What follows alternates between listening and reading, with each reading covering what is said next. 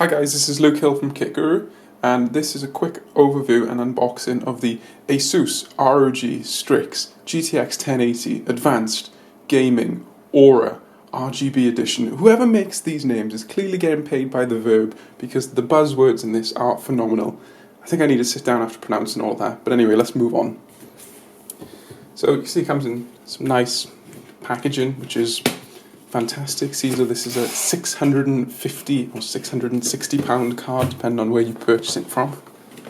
And you do get World of Tanks. Oh, excuse me, that's World of Warships, actually. Never mix up your tanks and your warships. That would be a disaster. So the box is clearly very tightly packed. I mean, front, you can see a look at the card. It's a triple fan cooler. And on the back, you can see some of the features. So the Auto Extreme technology, some of the features for the fans, etc.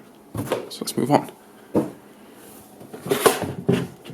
STRIX. Fantastic.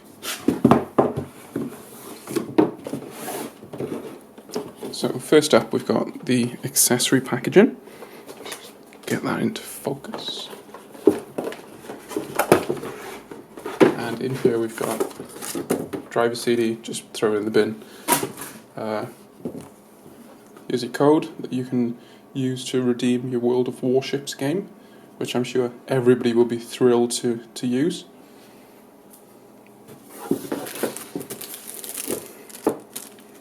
An ROG branded cable tie. So you've got a power adapter. This is a dual 6-pin to single 8-pin power adapter, as this graphics card does require 8-pin. But realistically, if you haven't got a power supply with an 8-pin adapter or multiple 8-pin adapters, if you're using multiple cards in SLI, then your priorities are wrong. You need to upgrade your power supply before spending 650 quid on a graphics card. And then we've got an Asus speed setup manual. I'm sure this is going to be fantastic reading for when you're in the bath. And that's the accessory bundle. So let's take a look at the card. So this is actually very well packaged.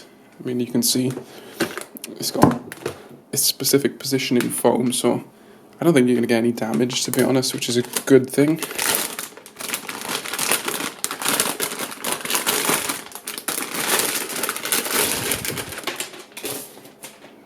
And what do you know? One of the port covers has fallen off. So let's just move this box out of the way and I'll be right back.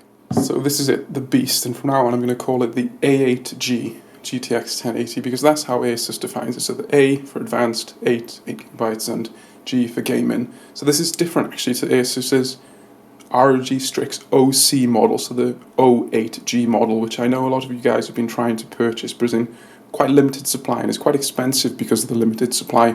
And that model is actually about 90 or so megahertz faster out of the box. It's actually 1750 out of the box, so it's one of the fastest cards actually on the market as far as GTX 1080 go. But because of the demand, it's actually been very difficult to source, and the price has gone up and up and up, and that's even accounting for the dreaded Brexit and etc.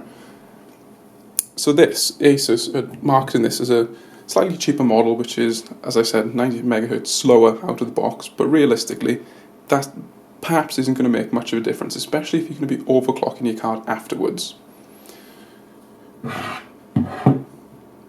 But you can save a good 90, maybe £100 compared to the more expensive OC model. So that's a pretty decent saving. It's not unnoticeable by any stretch. So let's take a look at the card. So on the front, we've got this fantastic triple fan cooler. This is the Direct CU3 cooler. These fans are a patented design according to Asus. They're wing blade fans. They do feature a 0 dB mode, so when you're under light load, i.e. browsing the web or doing some very, very light gaming, they will switch off and just not spin, so you've got a completely silent graphics card. They're 92mm models, and they blow straight onto a hefty aluminium fin array. I mean, I can feel the weight on this card as I'm lifting it. So the card itself is 29.8 centimeters long, so it's just under 30 centimeters long, which means it is going to be quite large one to fit inside your case, but if you have a decent case, which I assume you would if you're spending over £600 on a graphics card, then you shouldn't have any problems fitting this.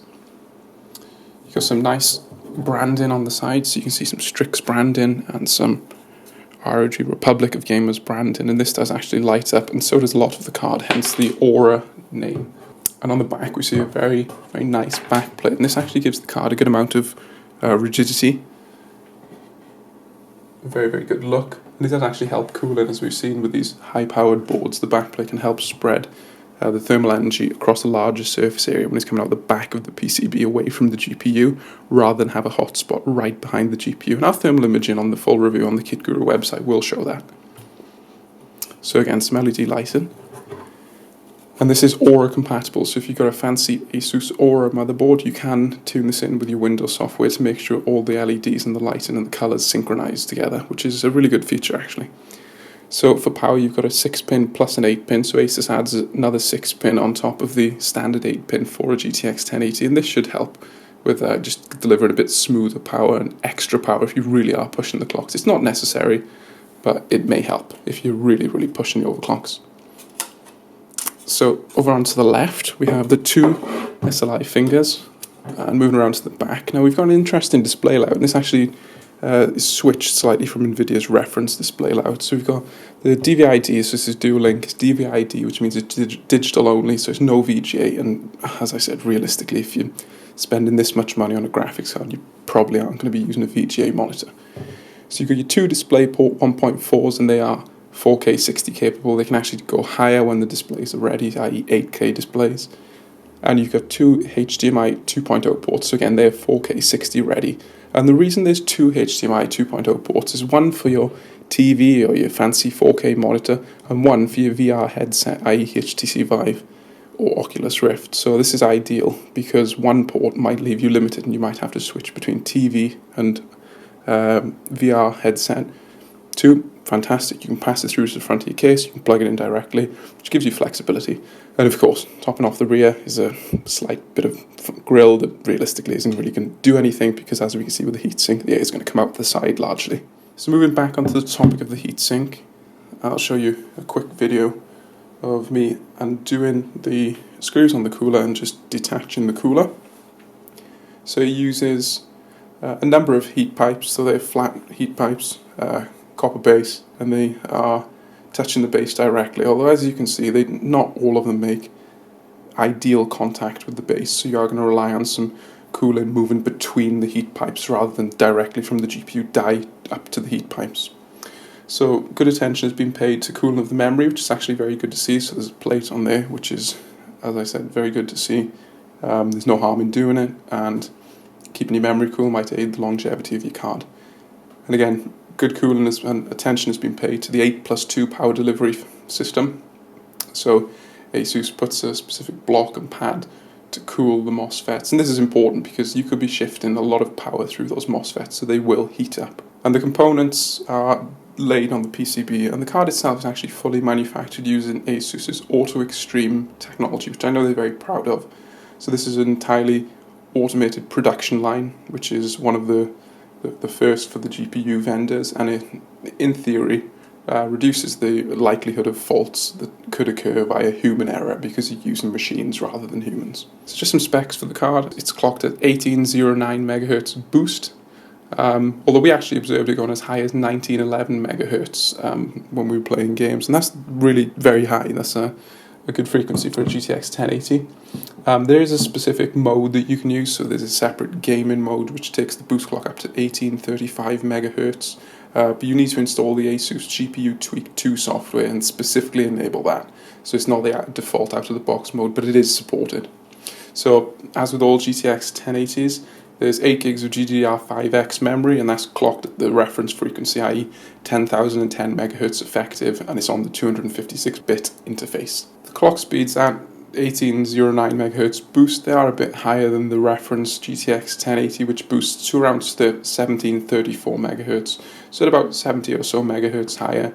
You might see some performance improvement. You likely will see some performance improvement, but the big deal is going to be this cooler, which really will keep the GPU core cool. So when your GPU boost, your clock speed is turboing up, you aren't going to hit thermal throttling like you may on one of the reference boards, sorry, the Founders Edition board as they're termed these days. So this was our brief unboxing and overview of the Asus ROG STRIX GTX 1080 Advanced Gaming Aura Edition. Catch my breath after that. If you like this video, fantastic. There's more on the KitGuru website, so we do a full review of this card and we see its position against another custom cooled GTX 1080 board, as well as the GTX 1080 Founders Edition, and a number of cards from NVIDIA and AMD from this generation and the past. So there's a good performance analysis across there, so if you're interested in how this card performs, then please do head on over to the KitGuru website to see the full review. So this triple fan DC3 cooler is quite a big beast, especially with the triple 92mm fans and the very large fin array. So here we can see the Asus, the STRIX model compared to GTX 1080, so the reference Founders Edition, and it's very, very easy to see the size difference. If we just maneuver them so you can see them back to back, the Asus card is actually quite a bit longer at 29.8 centimeters, and is also wider at 13.4 centimeters wide. And this width is important, so if you're trying to squeeze this into a really premium mini ITX case, something like the N-Case M1, then you do have to watch out for that clearance against the side panel. Good thing to note though is that it is the standard 2-slot form factor, so it's a dual slot card, which is ideal, as most motherboards these days are built assuming that your graphics card is dual slot, so they'll space the PCIe slots accordingly, which is ideal if you're using 2 of these cards in SLI, and if you do, lucky you. So I hope you liked this video. This was the unboxing and initial overview. If you liked, click the like button please. If you disliked it, click the dislike button. If you want to see more like this, do let us know your feedback in the comments, and also subscribe to KitGuru. I'm Luke Hill for KitGuru. Thanks for watching.